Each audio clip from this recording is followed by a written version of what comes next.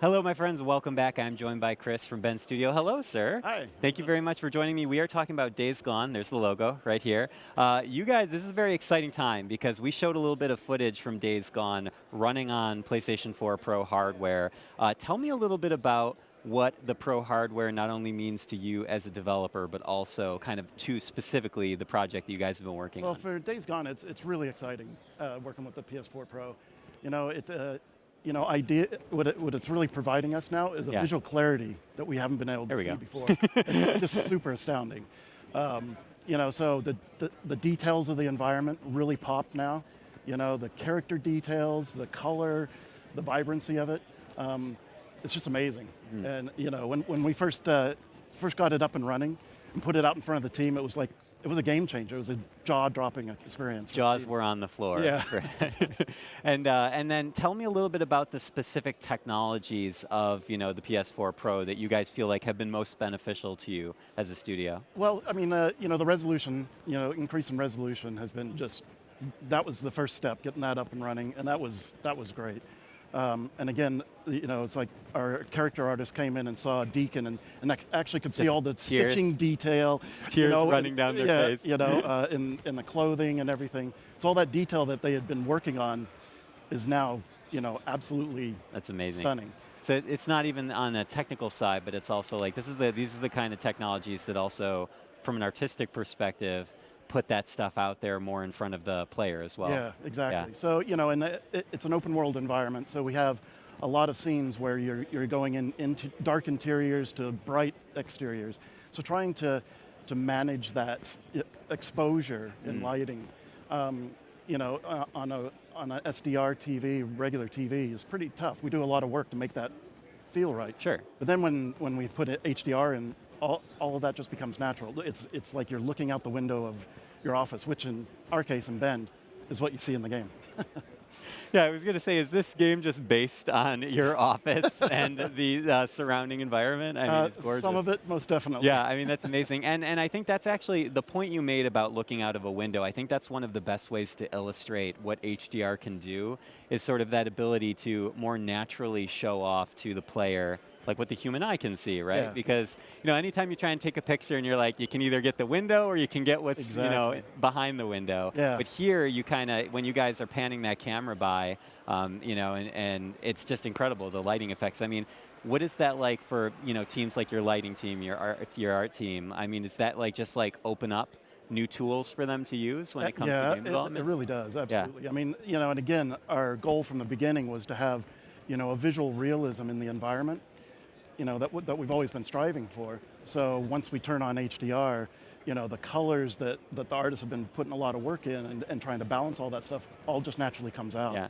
And now, what about in terms of, obviously, the Pro hardware is a little more powerful. People and developers are able to achieve more stable performance. Right. Is that must be particularly pertinent in an open world game, because open world games very demanding. Your game is, may I say, looking very nice. So that, of course, is a strain on the hardware. But with the Pro hardware, I mean, suddenly you guys can play around a little bit more. I mean, is that of benefit to your team as well? It is a benefit. I mean, and even for gamers that haven't upgraded to 4K yet, right, they're still going to get a huge benefit, visual benefit. Even that's an important point. It is, because in 1080p, now on PS4 Pro looks amazing. Yeah. So. Yeah. Tell me a little bit more about the game then. If someone's just, let's say they just tuned in. Right. This is the first time they've ever seen Days Gone. Give me the full summary on what players can expect here. So Days Gone, it's an open world game. It's about Deacon St. John. This handsome fella yes, right here. Yes, exactly. He's a drifter bounty hunter. It's 2 years after a global pandemic that's wiped out the world. And his background, he comes from MC, so he's rough and tough as it is, and been through a lot, but now he's going through a lot more. The world is super dangerous, and it's just sort of following his journey. Yeah, I mean, and you guys first revealed this at E3 this year, correct me if I'm wrong, yes. And I mean, that must have been a spectacular feling for you guys to have worked on something for so long and then you finally get to show it off, right? It was awesome.